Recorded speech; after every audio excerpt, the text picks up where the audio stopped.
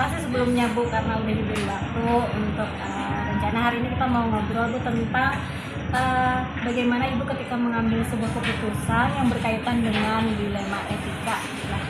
Nah, selama ini pasti Ibu nih pernah atau sering sudah pula menangani berbagai macam kasus. Ada kasus yang mungkin pada sebuah pilihan mungkin harus mengambil keputusan tapi dapat nilai dilema etikanya di situ. Kira-kira apa nih Bu kasus yang berkesan pernah Ibu tangani Bu? Yang dari siswa atau dari guru? Terserah Bu, mau yang dari siswa bisa, guru bisa. Kalau dari guru itu ada beberapa, pada saat kita baru diangkat ya, kan kita juga kaget belum pernah menghadapi kasus seperti itu. Jadi ada beberapa guru, ada 3 orang guru yang anaknya itu berkebutuhan khusus Bu. Jadi dia kan harus memperlakukan anaknya juga dengan treatment yang tersendiri kan. Jadi dia harus pengobatan lah atau sekolah di tempat khusus gitu. Jadi dia minta izin untuk mengantarkan anaknya setiap seminggu itu berapa kali gitu ya. Nah, jadi ya sudah kita rundingkan bersama kayak apa sama bagian kurikulum yang bagian membagi jam ya. Jadi gimana supaya solusinya yang terbaik supaya ibunya bisa ngajar dan bisa mengobati anaknya, treatment anaknya gitu kan. Jadi dua-duanya bisa ya tercover dengan baik gitu kerjanya. Itu yang dari guru. Dari siswa itu banyak kan, sekolah SMP 4 Purwa itu kan daerah pinggiran dengan ekonominya yang tergolong agak rendah gitu kan orang tuanya. Jadi anak itu untuk ke sekolah itu kan perlu uang saku karena pulangnya tidak sore ya Bu ya, jam 2 lebih lah gitu. Jadi itu banyak siswa yang tidak turun itu alasannya mencari uang saku dulu untuk besok kalau dia sekolah gitu ya. Ya jadi jatuhnya sering nggak turun, misalnya hari Ahadnya hari Minggunya dia bisa mencari duit, ya sebenarnya dia bisa turun. Lalu hari Rabu bisa nggak turun karena alasannya mencari duit karena udah habis, nah seperti itu. Jadi solusinya yang kita diskusikan dulu dengan guru atau wali kelasnya. Kita minta wali kelasnya untuk berkunjung ke rumah orang tuanya, jadi melihat benar apa enggak keadaannya seperti itu. Nah, jadi seperti itu Prosedurnya tadi berarti kalau yang pertama tadi Bu kerjasama dengan Wakasek, kesiswaan. Dan kalau yang kedua tadi dengan wali kelas. Nah selain itu Bu, kalau Ibu dihadapkan lagi pada berbagai kasus yang serupa gitu, kira-kira prosedur apa lagi yang biasanya Ibu lakukan Bu ketika harus mengambil keputusan?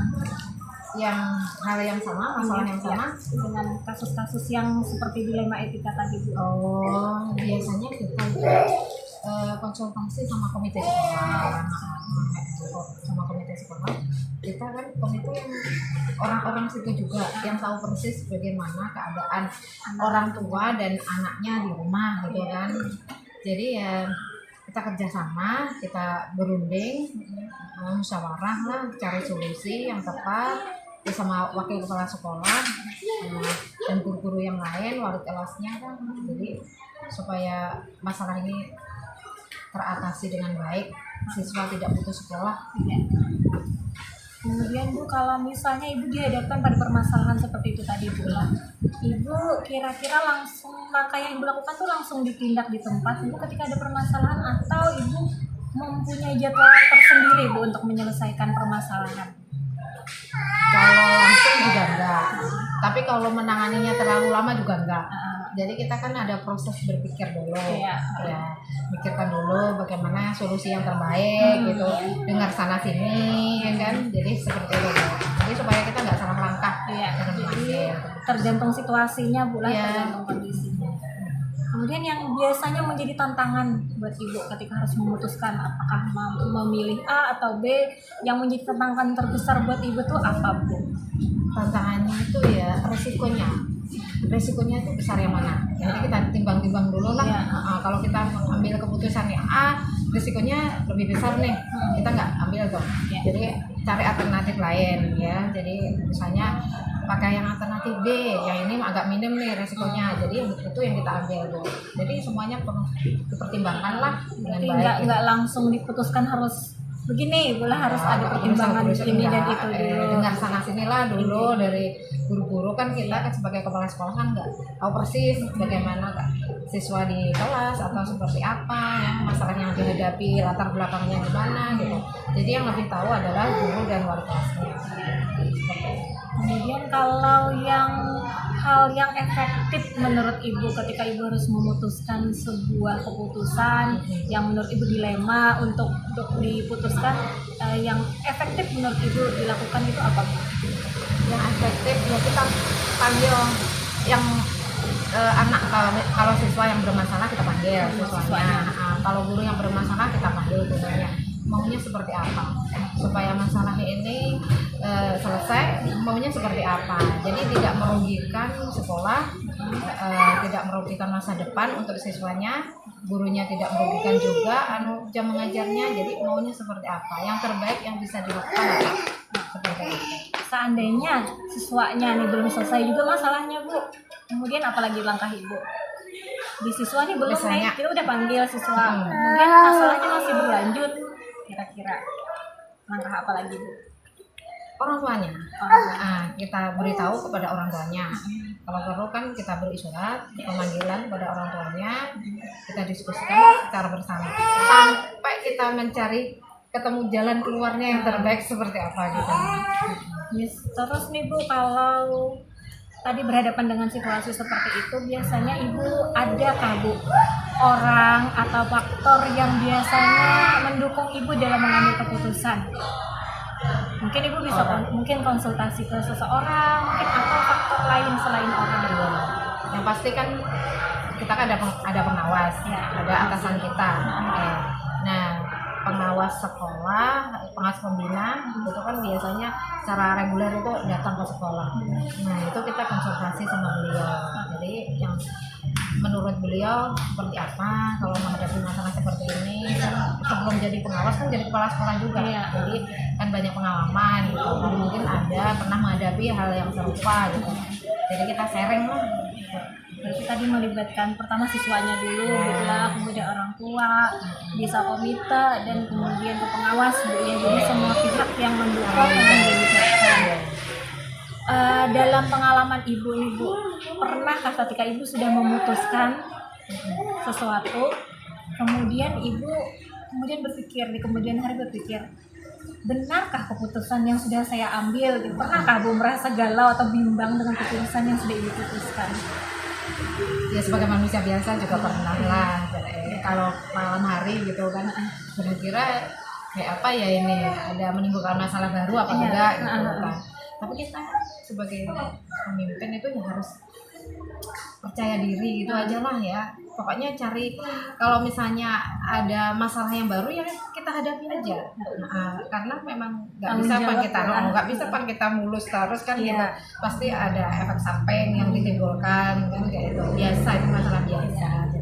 Ya harus siap lah. Baik ya. Harus siap tanggung jawab. Kemudian Bu, pernahkah Ibu ketika sudah memutuskan nih, ada orang yang tidak setuju dengan keputusan Ibu ini ditolak, pernahkah Bu? Iya, namanya juga orang banyak, menghadapi orang banyak. Tapi kayaknya selama ini karena kita juga masih baru ya, 2 tahun, jadi kayaknya aman-aman aja, masih dalam tahap aman aja. Yang penting kita itu nggak memaksakan kehendak kita gitu kan. Orang bisa maklumi aja, tidak menentang secara keras kayak itu. Kecuali kalau kita ini bisa dikatakan diktator lah, misalnya harus A, harus B gitu. Kan banyak orang yang nggak suka kan. Jadi kita ya fleksibel aja lah. Yang penting program kita jalan, semuanya aman, damai lah, yang penting yang dicari. Adakah Bu tips supaya ketika kita memutuskan sesuatu nih, kemudian hari kita nggak menyesal? Tipsnya trik supaya keputusan kita ini benar gitu kan, apapun keputusan kita kan Bu akhirnya harus bermanfaat untuk anak murid gitu. Nah supaya seperti itu tujuan akhirnya kayak apa Bu? Yang Ada pasti kan hak kita itu harus berpedoman kepada aturan yang berlaku, Bu.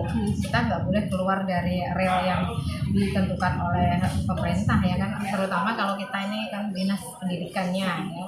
Kita selalu koordinasi itu kan, selalu koordinasi sama kalau ada masalah itu sama pengawas, sama atasan, jadi supaya kita ini tidak menyalahi aturan ya. Jadi kalau sudah seperti itu kan kita nggak berkurang tuh rasa menyesal, atau keputusan yang kita ambil itu nggak menimbulkan masalah baru yang mengakibatkan kita ini nyesel gitu, berkurang gitu lah. Kita sesuai aturan. Koordinasi dan sesuai Iya, aturan lah. iya. Gitu. Berdasarkan pengalaman Ibu tadi, kira-kira adakah Bu dari keputusan yang sudah Ibu ambil, dari permasalahan yang Ibu hadapi, kemudian Ibu memutuskan sesuatu, pengalaman yang Ibu ambil untuk kedepannya lagi itu adalah Bu? Kira-kira pengalaman dari sebuah kasus mungkin Ibu jadikan pembelajaran untuk kedepannya. Oh nanti ketika aku harus membuat keputusan, aku harusnya seperti ini. Oh, kalau yang kita ambil keputusannya itu berhasil dengan baik, ya kita pakai untuk berikutnya ya, kita ingat-ingatlah, kita pakai untuk berikutnya. Dulu pernah kita menghadapi seperti ini. Kalau misalnya ada yang misalnya kurang berhasil gitu ya kita cari kenapa ya seperti ini, berarti ada nih yang harus kita perbaiki nih. Introspeksi. Ada nih yang harus kita perbaiki untuk harusnya seperti ini Pak. Jadi seperti itu Bu kalau. Ya, terima kasih banyak nih Bu hari ini. Ibu sudah sharing banyak pengalaman tentang bagaimana ketika dihadapkan pada sebuah dilema etika. Jadi mudah-mudahan apa yang Ibu sampaikan bisa ulun terapkan nantinya ke depan.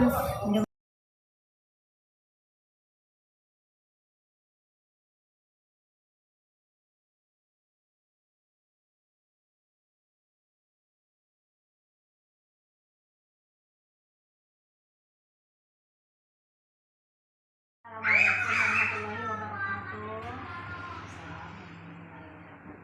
Selamanya hari ini kita mau ngobrol Bu tentang dilema etika di dalam pengambilan keputusan. Ulun yakin Ibu nih selama ini pasti sudah banyak Bu yang menangani kasus, macam-macam kasus di sekolah. Kira-kira yang dari pengalaman Ibu, kasus yang mungkin berkesan bagi Ibu yang pernah Ibu tangani itu apa Bu? Yang berkaitan dengan dilema etika. Yang ini Pak, tentang anak didik yang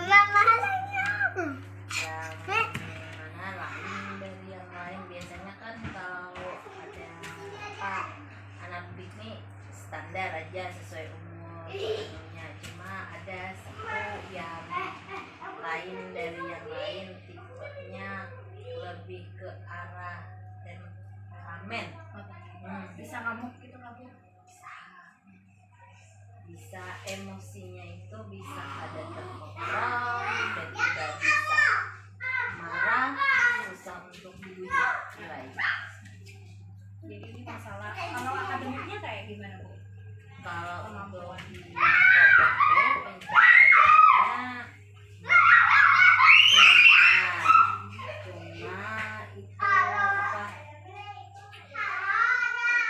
ada bila disuruh mengerjakan kegiatan biasanya konsentrasinya pendek, udah sekali udah hilang, menghilang dah. Lebih kepada sikap temperamennya tadi Bu lah. Kalau akademiknya mungkin lumayan ya Bu ya, kalau dibanding teman-temannya kurang lebih aja. Akademiknya lumayan. Komunikasi dari segi bahasanya masih kalau kita tidak mendengarkan betul-betul, ada masih kata-kata yang kurang kita paham, istilah kayak cadel dalam berbicara ya, masih dari segi bahasa. Kalau dari segi sosial emosional dalam berteman di kelas itu tadi bisa emosinya meledak, marah dengan teman tanpa ada sebab, marah aja kalau dia mau marah. kalau dari segi kognitif sesuai dengan umur tahapan perkembangannya. Kalau psikologisnya sama ya ya sesuai ya. Cuma tadi masalah temperamental tadi udah penguasaan dirinya. Iya. Ini dilema etikanya berarti apa Bu? Ketika anak ini harus sudah harus diluluskan atau gimana?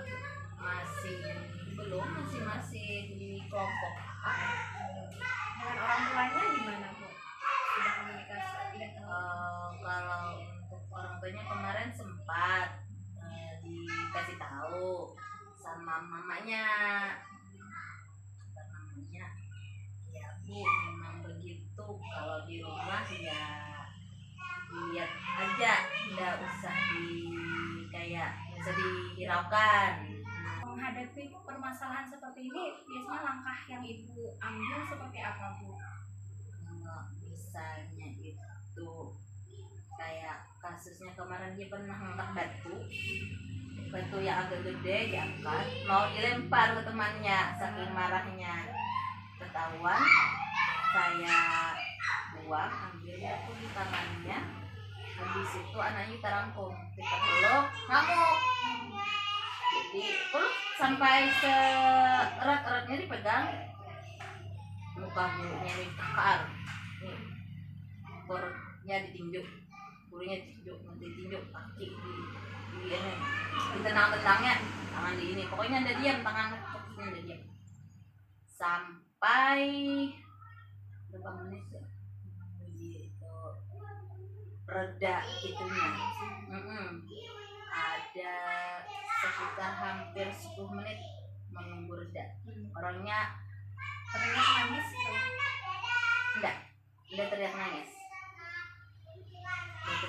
seperti tadi. Setelah itu tanyakan ke yang lain, ke temannya yang lain yang lihat, kenapa anak ini, temannya namanya Patan ini bisa marah sampai ngangkat batu.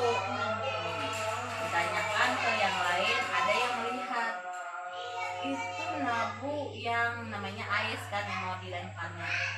Ais itu tadi menghuruti Patan, jadi Patannya marah ngangkat batu. Oh marah, iya Bu, ya jadi Patan marah kata tadi.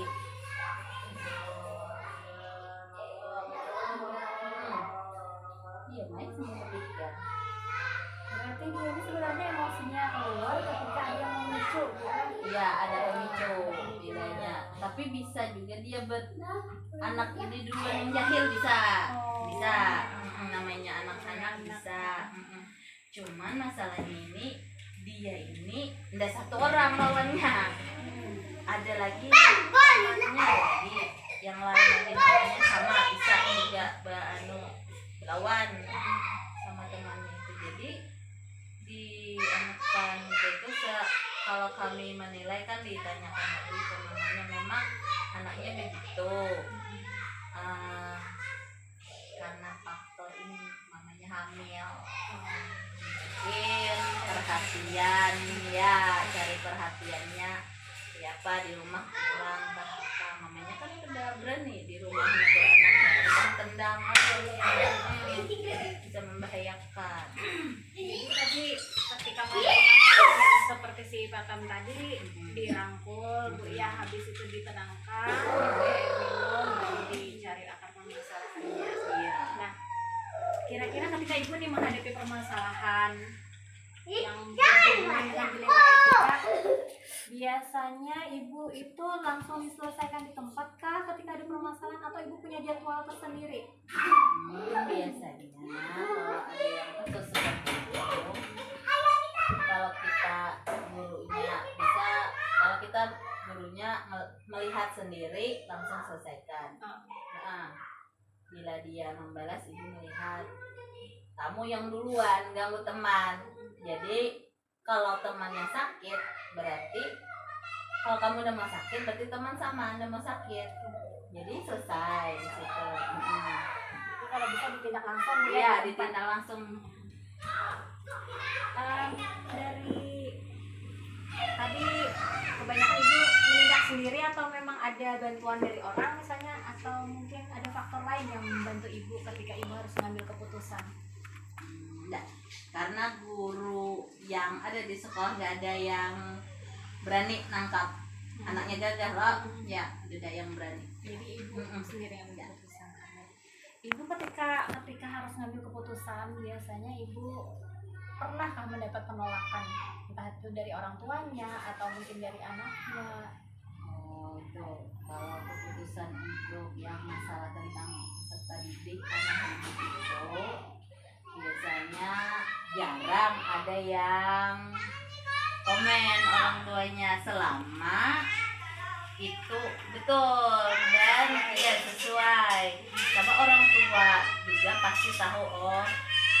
Terus nih Bu, pernahkah ibu ketika sudah membuat keputusan terus ibu mikir kemudian setelahnya, benarkah keputusan yang sudah saya ambil, apakah saya salah? Pernah nggak ibu merasa dilema seperti itu Bu? Pernah. Merasa menyesal atas keputusan ibu, pernah Bu? Terus apa yang ibu lakukan ketika ibu merasakan hal seperti itu Bu? Pikir ulang lagi. ini kita sudah dengan cara begini tapi kok anaknya ya masih kayak gitu, nanti apa bisa ini, apa dia datangnya tuh bisa tidak terduga. Jadi apa caranya yang supaya membuat anak ini, misalnya kalau dia lagi di puncak emosi, kita bisa mengalihkan caranya kayak apa, kayak gitu. Terakhir nih Bu, kira-kira ada Bu pengalaman yang mau ibu sampaikan supaya kedepannya kita kalau membuat keputusan itu tidak ada penyesalan ke belakangnya, supaya kita itu tidak merugikan satu pihak ketika kita membuat keputusan. Kalau untuk sih kita lebih banyak mencari latar belakang anak ini bagaimana, ya kalau dari sifat dia seperti apa, kesifatannya apa, terus ketidaksukanya apa. Kalau misalnya dia diam, dia diganggu pasti dia marah. Jadi kita lihat latar belakang, kita lihat situasinya juga, yang misalnya yang seperti apa yang membuat dia itu marah. Artinya ketika membuat keputusan lihat dulu Bu Ya, dilihat dulu dari apa kasusnya, kenapa, terus kita pertimbangkan dulu ini cara yang seperti ini efektif tidak terhadap anak dengan yang sifat temperamennya begini. Kadang ada yang kita misalnya ngasih sama anak yang lain, kita kasih dua pilihan nih bila dia tidak mau tertib di sekolah. Misalnya kayak gini, mau baca doa di kelas dengan teman-teman apa di WC. Nah, kalau sudah diucapkan begitu kan biasanya dia mikir, oh lebih baik di kelas dengan teman-teman daripada baca doa sendiri di WC. Biasanya dikasih dua pilihan. Tapi kadang ada memang anaknya yang tidak ngerti dengan dua pilihan itu. Ya diam-diam aja, nanti setelah ditegur dia, namanya kan anak-anak belum. Tapi ini kalau hukuman sih biasanya bisa diberikan, cuma dilihat-lihat lagi. Kadang ada yang anak itu setelah kita tutup pintu aja dia trauma, melihat ruang kelas ditutup, nangis. Terima kasih banyak nih Bu waktunya, sharing pengalamannya juga. Terima kasih banyak Bu.